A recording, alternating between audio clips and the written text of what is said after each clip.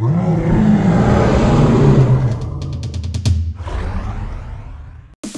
to another episode of Top 5. I'm Adrian, and today I have a pretty personal episode for you guys.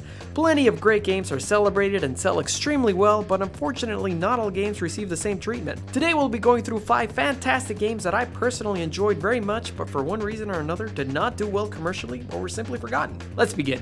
Number 5. Unit 13.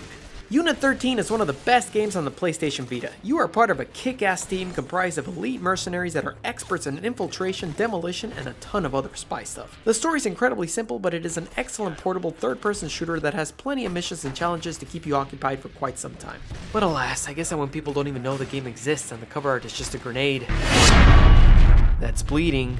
They should have at least put a grenade that was Exploding. Explode responsibly. Number 4. Deadly Creatures. The Wii practically has no good games that aren't part of Nintendo's extensive family, but this game is one of the best exceptions. You control 2 arachnids who are experts in martial arts. Really, these guys actually know how to execute jumps and strikes.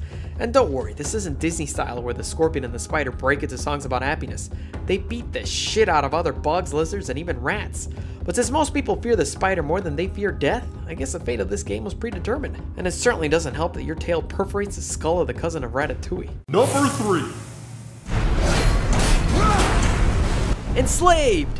In Enslaved, you are Monkey, a brutish guy, and you are in charge of protecting Trip, a tech whiz. The story is absolutely incredible and it has plenty of great cutscenes expertly acted by Andy Serkis.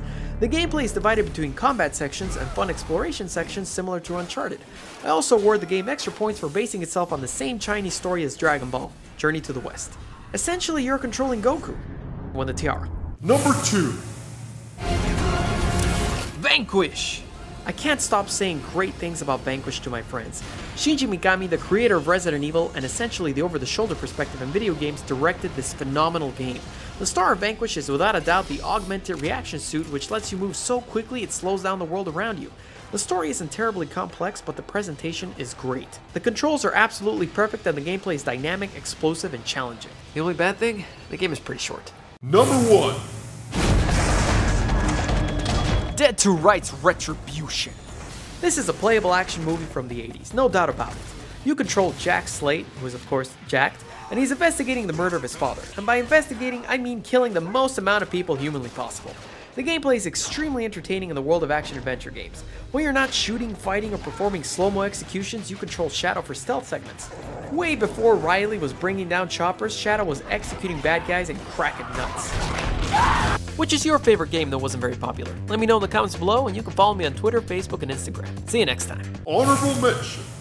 Okami! Yes, the brilliant game that critics loved, but many gamers chose to ignore.